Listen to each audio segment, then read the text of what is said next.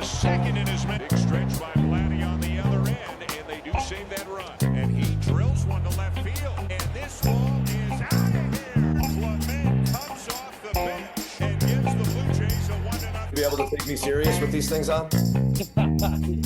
All right, it's my pleasure to have with me today Mr. Ernie Clement. Ernie is currently with the Toronto Blue Jays organization. So I'm going to go dealer's choice today, okay? And I'm going to give Ernie the option. Here's our topics. Obviously, I know you're a big Bills fan. So we can talk about the Buffalo Bills and what we need to do to piece together a championship this year, all right? We can talk about meerkats. Mother to the pups. She wears a radio collar to help the scientists track the group's movements. Okay, those small little animals and how they fare in the African desert and their eating style and what they like to eat. Or we can talk about Ernie Clement and your baseball journey. Dealer's choice. All right, let's do everything besides those poor meerkats.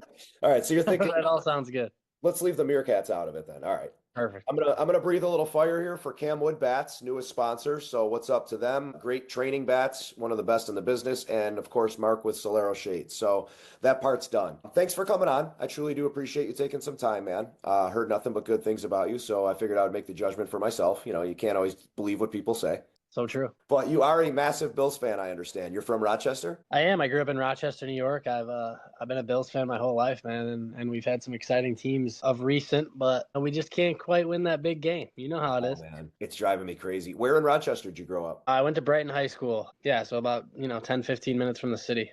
Rochester's funny. Everything's within 10, 15 minutes. Oh yeah, you're right. Yeah, it's yeah. I know. I know plenty of guys who went to St. John Fisher. Okay. Yeah. Nice facility, man. I mean, they obviously they made it a little nicer because the Bills are there every year, but it's beautiful over there. It's gorgeous. Yeah, it really is. Yeah, shout out my boys, Matt Toohey and Ryan Brown, couple of St. John Fisher legends over in Rochester. Oh, that's cool. That's cool of you to do, man. It's always good to get a shout out. We'll make sure both of those guys are watching this for sure. Have you ever been to that Rochester golf event, that pro golf event that's there?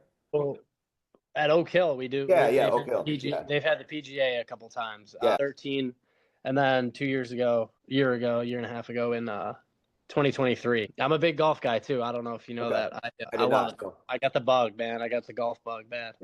Have you been to that ever or no? Yeah, I actually joined Oak Hill a few years ago. Okay. I've played many golf rounds over there, and I was playing in Buffalo in 23. Yeah.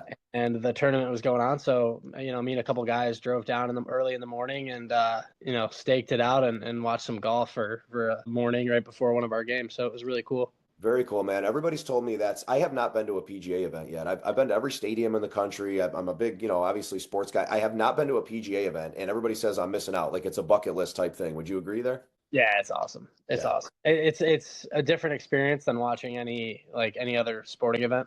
Yeah. Because there's so much going on around you, and it kind of depends like which hole you're sitting on. But you can either follow a certain golfer you like, or just kind of park it up and hang out on a hole. But what's the better way to do it? What's the better way to do it? Do you think posting up at a hole or the which way do you like? I like posting up. Yeah, that's what I would do. Just because then you get to see everybody. Yeah. And I personally like doing it on like a par 3, so you can watch all the approach shots come and putt. Yeah, a lot of people like going on the first hole and just kind of walking the course. Some people like watching everybody finish up on 18, but yeah, it's whatever you want. Yeah. Well, listen, I want to start by saying congratulations on your recent success, man. And I mean that genuinely. Obviously, I've known your name for years because I'm a big baseball fan. But last season, man, you really seemed to put the pieces together, And first of all, I want to know how you hit a high fastball like that, dude. Like I don't understand. I don't understand how you hit a high fastball like that. Like the thing can be like, neck or head high, and you get up there on turn on a 98, dude. I just don't understand how you do it. But kudos for that. But people sometimes will look at numbers and they'll say, 265 or whatever it was with 13, meteors and this. It's not that. It's the whole season. It's what you put together defensively. Everything you did, dude. You were outstanding last year. I just wanted to give you kudos on that. I appreciate that. That's awesome. I've worked my tail off, man.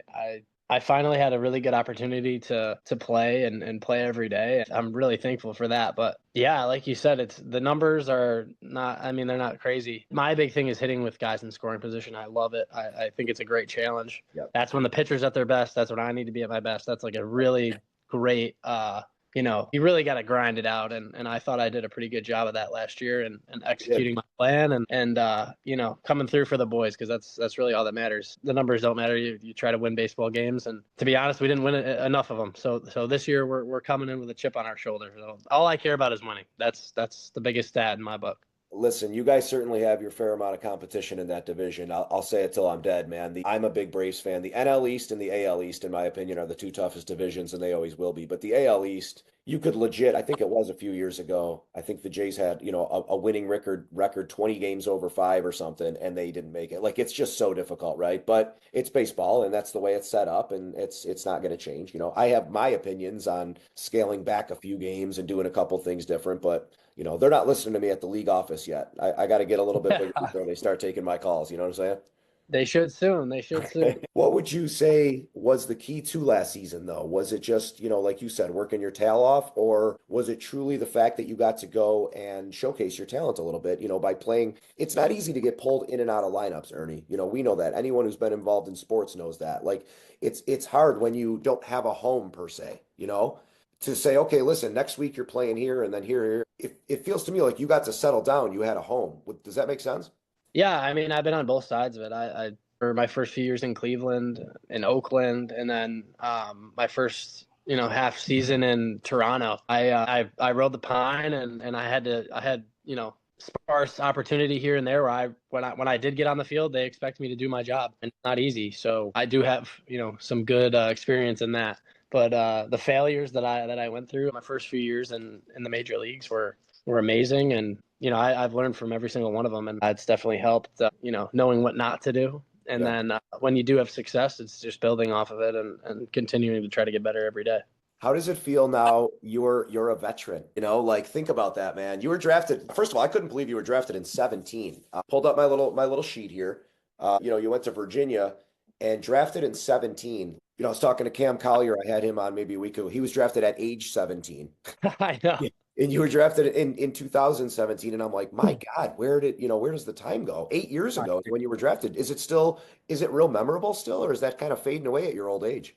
Oh my God, it feels like it was forever ago. Sorry, I'm messing with you, man. I know. Hey, trust me, I could feel it. I mean, in positive ways and negative ways. Like, I mean, I got to actually stretch out, and I can't just roll out of bed and go play a baseball game anymore. But all the experiences I've had, the positives, the negatives, the failures, and all the good stuff that I've had, and all the cool opportunities I've learned from all of them. And I feel like I'm in a much better space to compete. And I know exactly what I need to do now, being in the major leagues for a few years now, and having my first 162 game season under my belt. So it's been a crazy ride. 8 years is wild. I can't believe I've been in pro ball for that long. It's just crazy. I feel like, and tell me, if you feel the same way, because for me to say this, barely knowing you, but I feel like you're exactly where you're supposed to be right now. Does it feel that way to you? Yeah. And I've had my mom was a school psychologist. Okay. So I've had her help, and just kind of, being where your feet are. And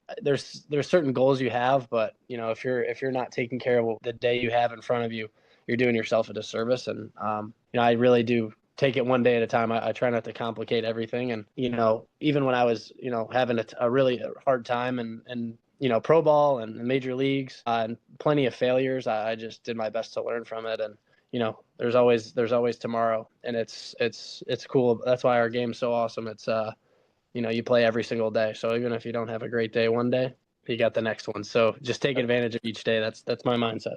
That's a great point. And I don't want to slip too much, into dark days, but I think the viewers or fans could appreciate going inside, like you had said, there was some dark times, right? Now, was that more of, man, everything I've done and all this work I put in and everything, it's just not surmounting to where I want to be right now? Have you had those times where you're like, man, you know what? I just want to throw in the towel because this just isn't happening for me? Yeah, I mean, you put so much time and effort into something, and you have so much love for. I love baseball more than anything in the world, so I understand how fortunate I am. You got to say sorry, mom and dad. Sorry, mom. Yeah, well, they know. Trust me, they've been there every step of the way. They're the best. I mean, it's the best game in the world. So I'm so lucky I still get to do it. Yeah. No, and it's got to be an amazing feeling, like I said. And the reason I mentioned kind of the veteran aspect of it, I've been talking to some of your guys coming in, Aaron Parker and Rodent, and a few other guys that are McAdoo. guys that are just coming in down there that you're probably just meeting or getting to know. Those guys are going to lean on you, and when I mention to them and say, hey, who's been cool, who's been friendly, like who, when you go there, they look at guys like Ernie. They look at guys and it's going to be tough to go and get advice from Vladimir Guerrero.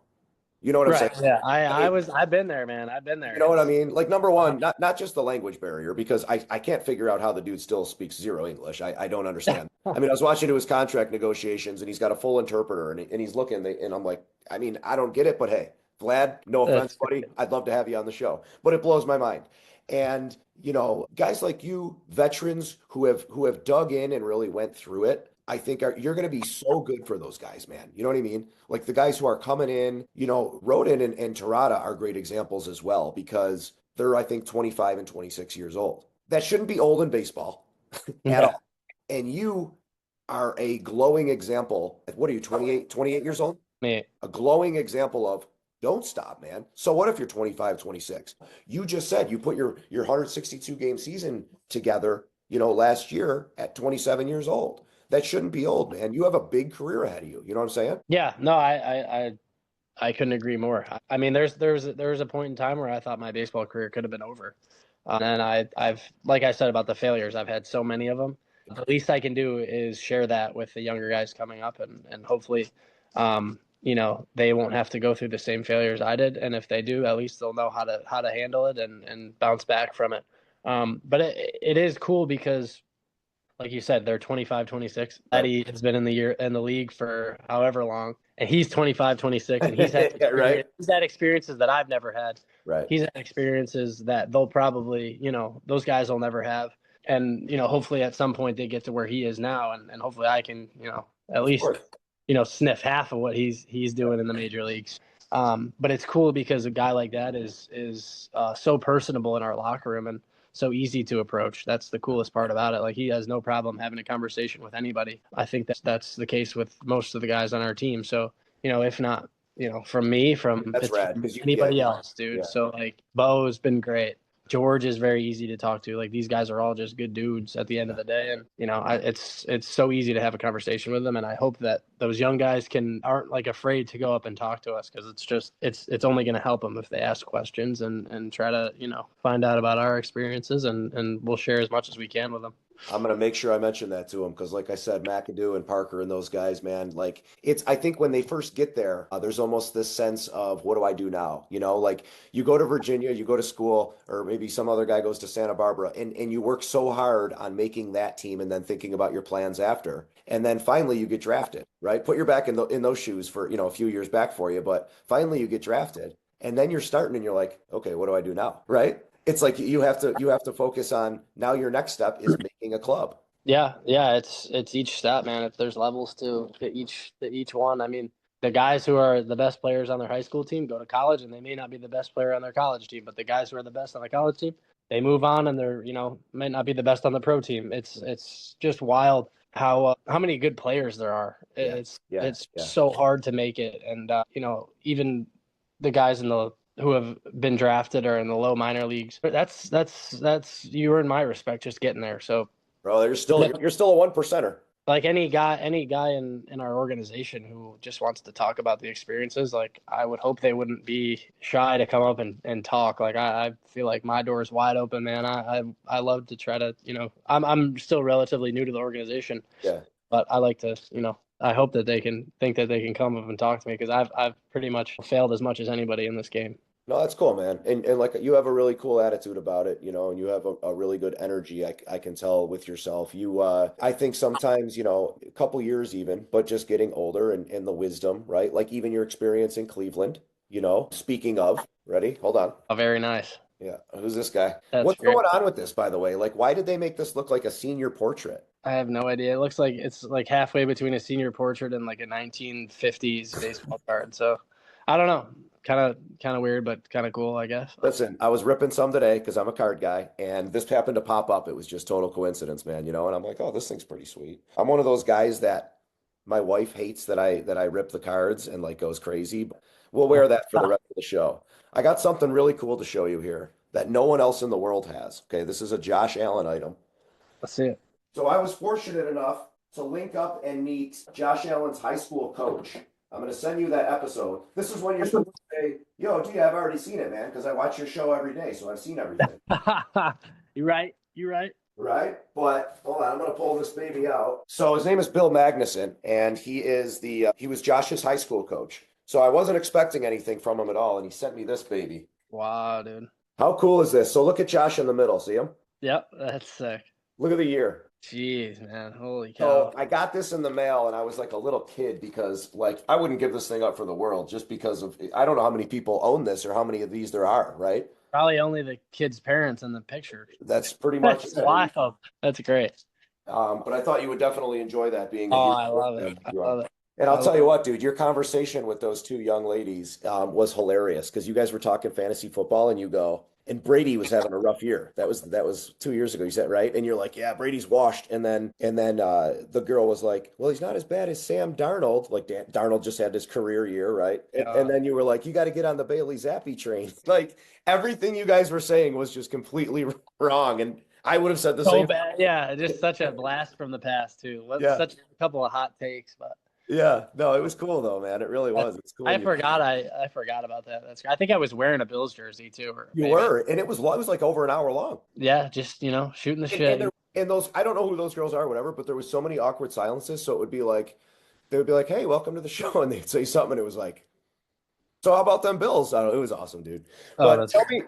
I mean, obviously, growing up in Rochester, I know where you got the passion from, but I mean, you're hardcore. Like, how deep do we get with this love of the Bills, man? Are you just feel yourself as a true Buffalonian, a true Bills Mafia guy, or where are you at? Yeah, I mean, honestly, I think even if I didn't like grow up in the area, I just love watching them play. Like it's just so exciting. Like Josh Allen's so exciting. The whole team is just I love the vibe. I love going to the stadium, and tailgates are obviously really fun, but like the actual product on the field is amazing. Yeah.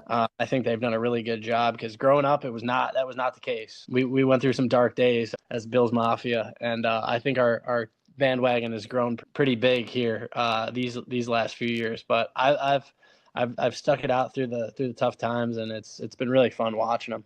You certainly have. I think probably. Well, I'm trying to now put perspective of age. So when you were drafted, was it EJ Manuel? Maybe that would have been. Was he the QB when you? It could have been Kyle Orton. Another great name. Was definitely the. I mean, when I was a kid, it was like J.P. Losman and Trent Edwards. Yeah. It was a classic, 5-11 season pretty much every year, 6-10. I'm going to tell you a true story that very few people know. I was sitting somewhere and I was talking to Steve Tasker, and it was right after we had drafted EJ Manuel. And we were talking, at a coffee bar. And I'm like, man, that was a terrible pick. I said, I don't know why the Bills would ever take him. And Tasker was like, what are you, crazy? You obviously don't know football. Why would you ever say that? This guy's got this. And the only thing I said in defense was that he was an ACC. Where was he from? Yeah, he was Florida State. Yeah. Florida State. And like I didn't really have a rhyme or reason. There was just other guys that I liked better. So we're standing there and he was like, well, you know what? Well, you'll see. This guy's going to prove you wrong. So I have this on Tasker. I can hold it over his head forever. I still talk to him and I can say, listen, you were dead wrong. D-Money was right. Okay. EJ Manuel, that didn't work out. That little project didn't work out. Yeah, I feel like there were so many bad decisions there just strung up in a row, wasn't there? Yeah. To me, it felt like every time they had a first round pick, they just botched it. And like you look around, and I mean, obviously it's impossible to. Sometimes it's so hard to get those picks right. But and I'm not saying I could have done any better because I'm not a big college football guy. So like, I just look at their draft picks and I try to look them up and try to get excited. But you look at like the talent around our draft picks, and it's like, oh my god, how do we miss on all these like great players around? But I mean, that's literally the hardest job in the world. I have no idea how, these GMs are so good at it. But you know what, man? Like they've done a phenomenal job. But let's be honest, a lot of it's still luck. You know what I mean? Yeah, that's what I mean. Like it's so hard to hit on those guys because somebody could come out and they could be guns ablaze and whatever and get hurt, and then But it's always funny, isn't it, to look back and see like, okay, so Sammy Watkins, and then you look at all the guys around him and like. I don't know who that year was, but there's huge names, like wide receiver names and stuff. And what are your expectations next year for the Bills? Like, I feel like this year, man, it broke my heart. I had Josh's dad on the show. And before the season, he said to me, "This is it." He goes, "This is the Super Bowl year. It's definitely happening this year." And I kept reminding him during the season and all the way up to that AFC Championship game. I go, "Man, you're on the money," because he also said why and was predicting things, right? And I'll send you the link for that one too. We're gonna make a fan out of you. I And love it. and he was right and he was rolling. And then it feels like the wheels fell off, man, with that Kansas City game. We are a better team than them. I'll say that. I'll go to the grave saying we're a better team than them. Yeah, I couldn't agree more. I just, yeah, it felt like this was it, and I've said that the last few years where we lose, and Yeah. it's like, yeah, it hurts more and more every year, man, because it's so close. And we were a great team, but nobody, I don't think in the beginning of the year, I don't think anybody really expected us to be as No good as we. way. Yeah, no way. But I love the team aspect of where we're at, and like there's no big diva wide receiver. I'm Right. not naming any names, but Yeah. You just did. it just seems like it was such a team. There was no, like, Josh obviously is the best player on the field, Yeah. but he just wanted to win, and it felt like everybody on the team was kind of on the same page. And I don't know, it's so hard to beat Mahomes, I guess, in the playoffs. When the season started, Josh, of course, being the nucleus, and when the season started, I didn't like that everybody eats philosophy. Like, it was making me angry. I kept hearing it. Everybody eats. And then as the season progressed, I was like, wow, this is really smart because we were using Mac Hollins, right? And then just when I thought, Curtis Samuel, I forgot he was on the team and he catches a game-winning touchdown. You know what I'm saying? So it was like they really did a phenomenal job, the offensive coordinators and everything. I just hope, I mean, Josh is at his prime right now, okay? And as long as Josh is healthy and on our team, we're going to have a chance to be in Super Bowl contention. But it's going to be another 2, 3, 4 years, maybe 5, right? Pinnacle, whatever. Do you see it happening? I mean, not just like the Bills company, Carl. Like, do you see it happening? Yeah, I do. I think, I don't know. I have no idea what it is. It's just something is holding us back to where, like, I couldn't tell you what it is. I'm not, Buffalo curse, maybe? I don't know nearly as much about football as those guys. But Yeah. maybe we curse or something. Maybe it's that new stadium. Maybe we need that new stadium built, and we'll win the first year we're in it or something. I don't know. Have you seen that spaceship yet? Oh yeah, yeah. It's right next to it. So we've been Yeah. over there. I love the location. Every time I go by it, it looks like they put like a whole nother section. It's just amazing to me. And like every day you go up and there's like a new section. It's like, it's amazing, dude. I shout out to those guys who are doing that every day because it's absolutely incredible. Yeah, they really are killing it. It's going to be really cool. I'm pumped. Yeah. Yeah. Listen, I'm looking forward to watching you on the field this season. I really am. I think it's going to be a lot of fun. I like the way you play the game because you're enjoying yourself out there, man. If you sprout one, like I see you, trotting around and you do it in a way that's not arrogant, but you're having fun. And that's the way baseball is supposed to be played. Like, you don't need to like stand there and whip the bat. But why not have some energy? If you score a touchdown, you celebrate, right? Yeah, I don't want to. The last thing I want to do is show up anybody on the other team. But I do love, firing the boys up. That's my favorite thing. Yeah, and it's just to And me, everybody needs. Yeah, we need energy. It's just that's I think I take that as like one of my jobs on the field is to bring the boys energy and rile everybody up and get them going. If I have a big swing or make a nice play, like I'm looking right in the dugout and getting the boys going. Yeah, no, I love it, man. I watched it. I was just kind of watching highlight reels and every time, like I said, there's no arrogance there. It was just like, yeah, man, I got one. And you could set a true sense of pride. And the one, dude, like I'm saying, it is 97, 98, that high heat, man, is just so hard to catch up to. And for you to have hands that fast is just incredible. Do you work on anything for those particular pitches? No, but I think, my hands, the quick hands, it's from hockey, man. All the wristers and, one-timers from the slot. Like, that's really where it comes from. You going up? I did. That was my thing. I loved hockey. Okay, But, so I joke around about hockey being the reason why I can hit, and it's, maybe a little bit, probably not. But I think playing listen, other I'm sports- gonna interrupt you for a second because I Yeah. think it has a lot to do with it. The hand-eye coordination. So my son Deacon, he's 11. He plays travel hockey and he plays travel baseball. If it were up to me, he would quit hockey tomorrow and go full-time baseball and start training with Hot Corner and all those boys and Ronnie Burnick and the boys. But he loves hockey. How long did you play up until? Yeah, I mean, I still play. So Oh, you do? Okay. the only reason I'm still playing baseball is because I played hockey and soccer and golf, little golf growing up. Just playing multiple sports, you work on different muscles. You'll learn different skills. And my legs got really strong, and I gained a lot of speed from hockey. So When did you play competitively up until like travel I hockey? played all through high school, so I did. I played up until after my senior year, and then now in the off season, that's honestly a big part of my off That's season cool. workouts. That's my conditioning. That's cool. I think maybe a lot of people should jump on that bandwagon, man, because and I think it'll kind of preserve your youth a little bit if that makes sense too, right? Keep you healthier longer. Absolutely. Especially after the season, I need like a good mental break. Yeah. So I do love doing other things other than constantly thinking about baseball. Yeah. Yeah. As much as I do love it, but it's much needed, and it keeps me in shape, and I get a little mental break. I love you, man. I love your attitude with things, and even with that hockey thing. I truly had no idea that you were a hockey player, and it makes a little bit more sense too, just even in the way, your presentation or the confidence, whatever. Hockey players, you can point out a hockey player usually, you know what I'm saying? And you do have a hockey vibe to you, for sure. Yeah, I like to think hockey players are probably the coolest athletes. You have the coolest vocabulary, that's for sure. I know a lot. Yeah, right, exactly. I know a lot of them, and I think especially in the off season, I hang out with baseball players all year long. Yeah. So I got to get away from the baseball boys, and I go hang with my hockey buddies all the time. So I love it. They're good dudes. I love it, dude. This was a pleasure, man. I'm really happy. Truly appreciate you coming on. Hell yeah, man. Thanks for having me. Later, man.